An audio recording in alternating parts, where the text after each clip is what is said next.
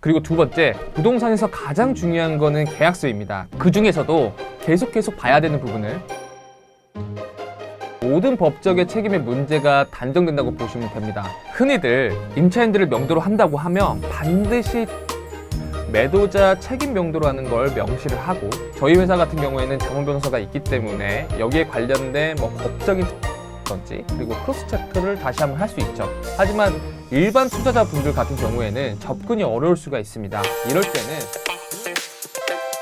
안녕하세요, 오너스 여러분들. 위오너스 부동산 TV의 서치원입니다. 오늘은 이제 2024년도가 되고 초보자분들이 어떻게 빌딩을 투자해야 될지 고민하시는 분들이 많으실 텐데요. 그래서 제가 처음 빌딩을 투자를 계획하시는 분들의 궁금증을 해결하기 위해서 왔습니다.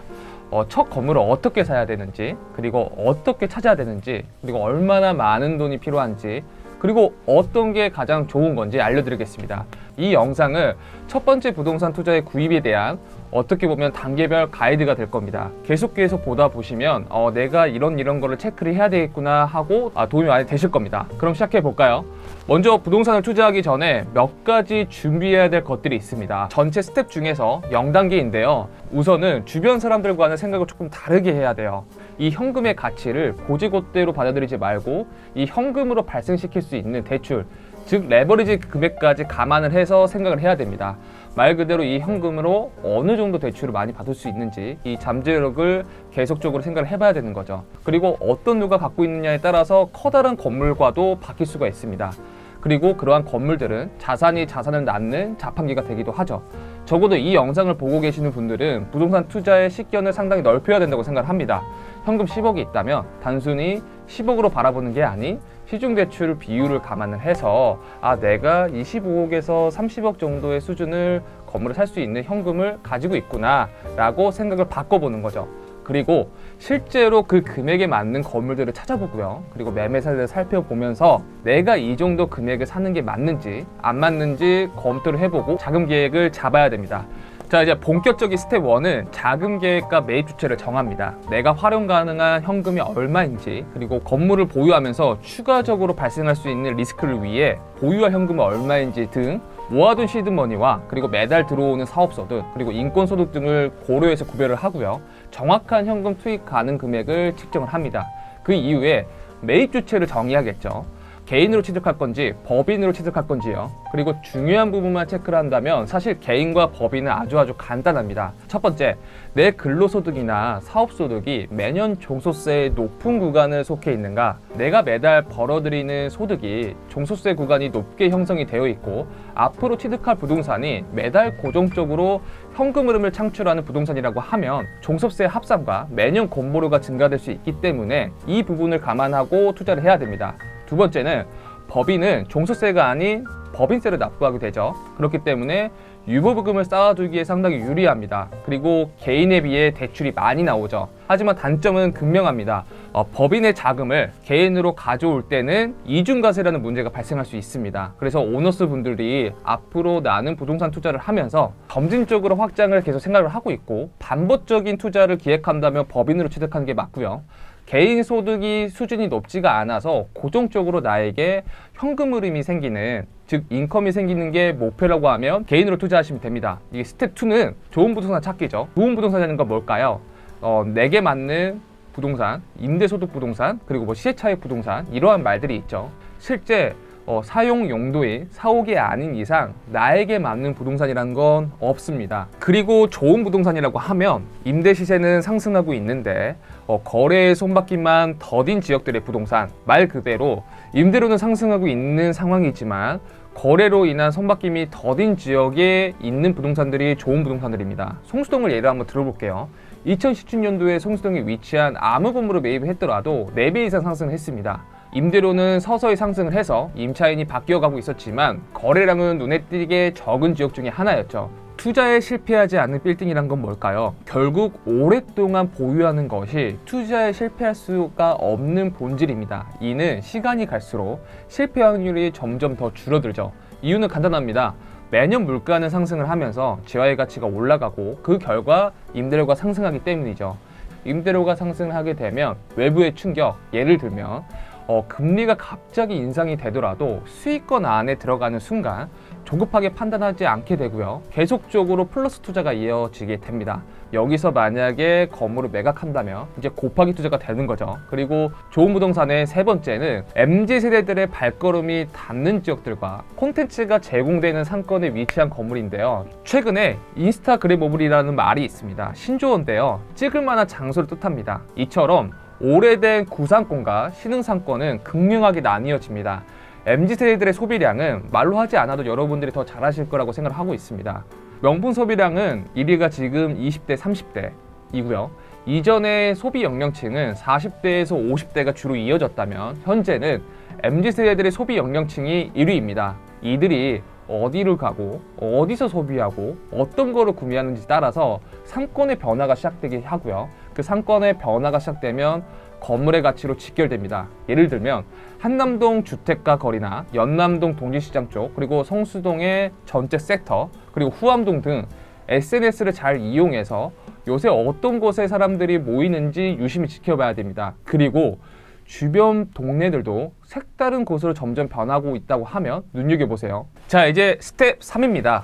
인적 레버리지를 활용을 해야 된다는 말인데요. 반대로 얘기하면 나와 같은 일을 할 수 있는 중개인 찾기입니다. 건물을 살 때 레버리지인 대출을 이용하는 것처럼 건물을 알아볼 때도 인적 레버리지를 잘 활용을 해야 됩니다. 왜냐하면 모든 것은 레버리지니까요.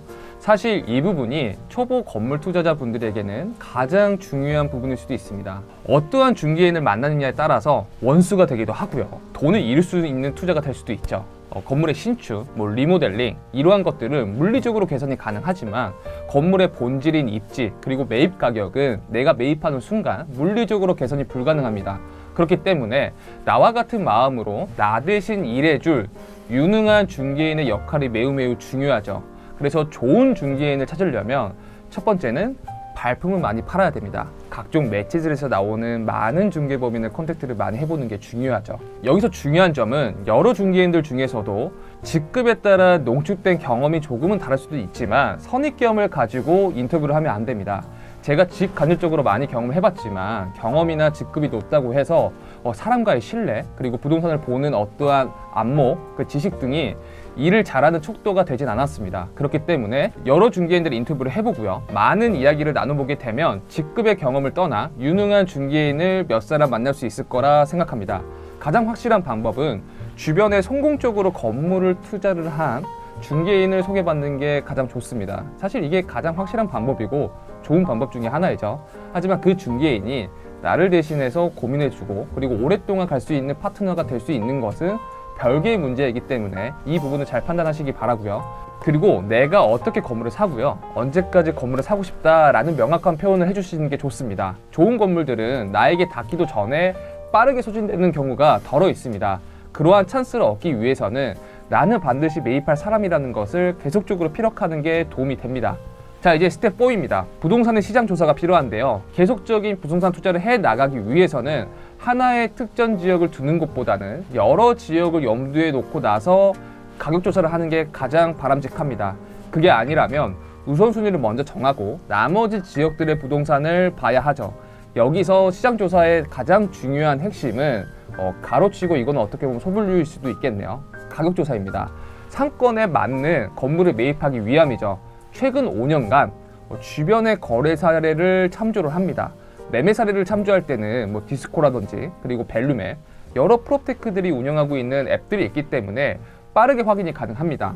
여기서 이 상권에서 가장 높은 금액의 볼륨하고요. 그리고 가장 낮은 금액의 볼륨을 선별을 하고 그 다음에 가장 잘 팔리는 건물의 금액을 체크를 합니다.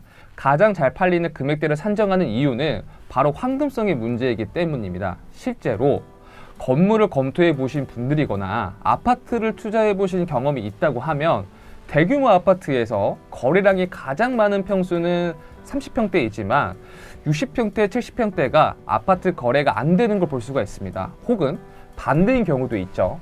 이 아파트 단지의 섹터가 60평, 70평대 수요가 적다는 것 뜻하고요. 수요가 크게 많이 없기 때문에 거래량이 없어서 가격이 자연스럽게 떨어지는 거죠.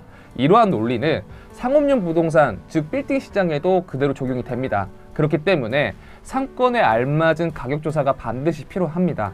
이 부분은 어떻게 선별을 하는지 제가 잃지 않는 건물의 투자 그리고 초보자 편에서 다른 컨텐츠를 만들어서 업로드하도록 하겠습니다.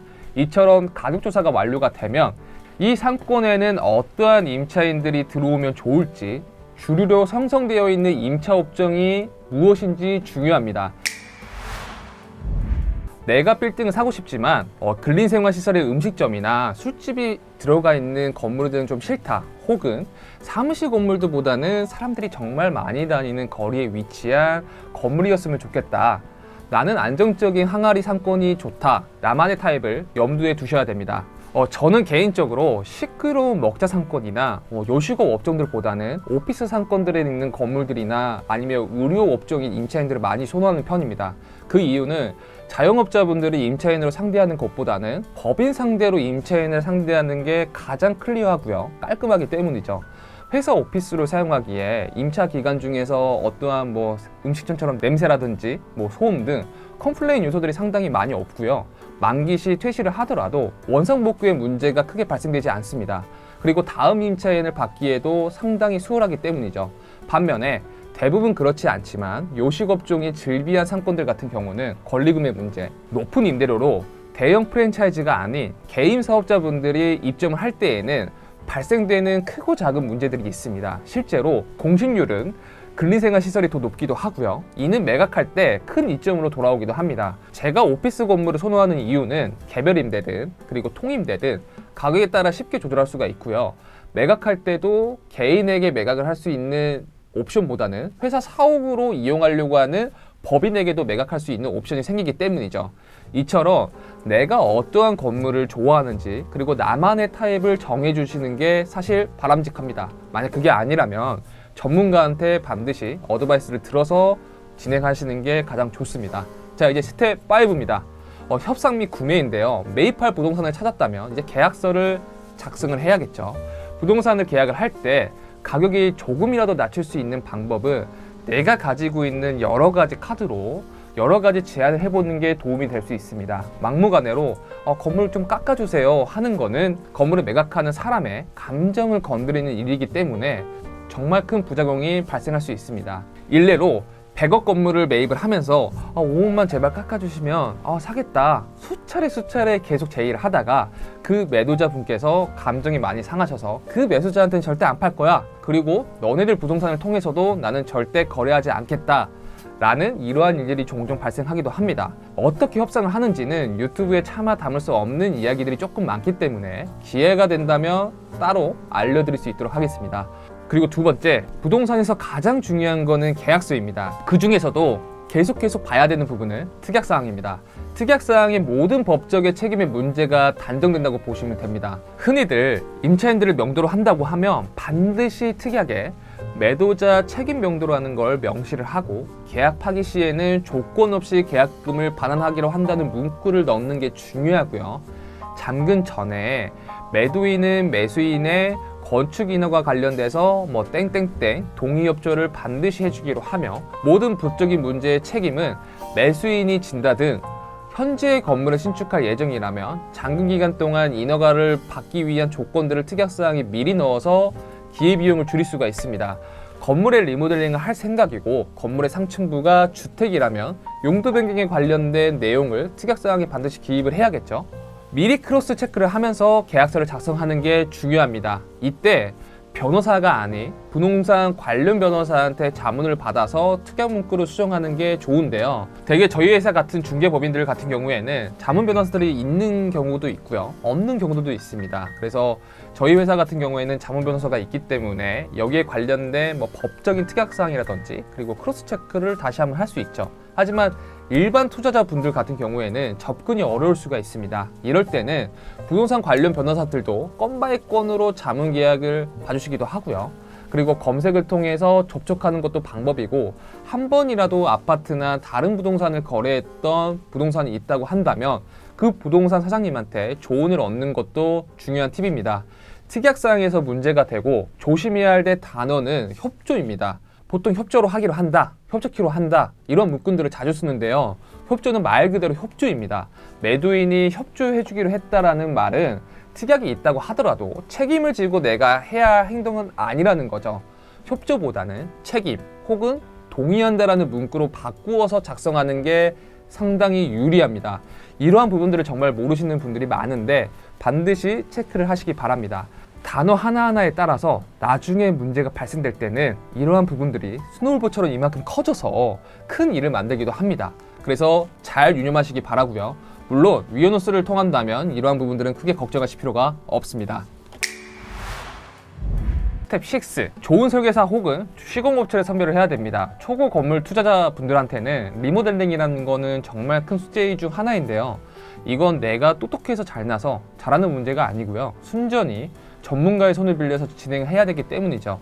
이때 투자하는 오너스 분들은 스스로가 잘 인지를 하고 있어야지만 리스크가 발생되지 않습니다. 몇 가지 스텝만 잘 밟으시면 시공사를 선택을 하는데 실패하지 않을 수가 있습니다. 아무래도 투자자 입장에서는 공사는 큰 비용이 들어가기 때문에 저렴한 견적서를 뽑아주는 시공사에게 혹하고 저렴한 곳만 찾아보다 보면 부실 시공, 그리고 날림, 그리고 최악의 상황일 때는 시공사의 부도로 엄청나게 피해가 많이 발생하죠. 이후에 이걸 수습하기 위해서는 보완 공사를 하게 돼서 최대 2배 이상 드는 경우도 많이 있습니다. 거기다가 인테리어 또한 새 업체한테 통해 전부 다 바꿔야 되기 때문에 비싼 돈을 지불할 수 있는 가능성이 높아지죠. 그리고 공사 기간도 늘어나고요. 최악의 경우일 때는 손배소송도 많이 가기도 하지만 대부분은 제대로 된 보상을 받는 케이스는 거의 본 적이 없습니다.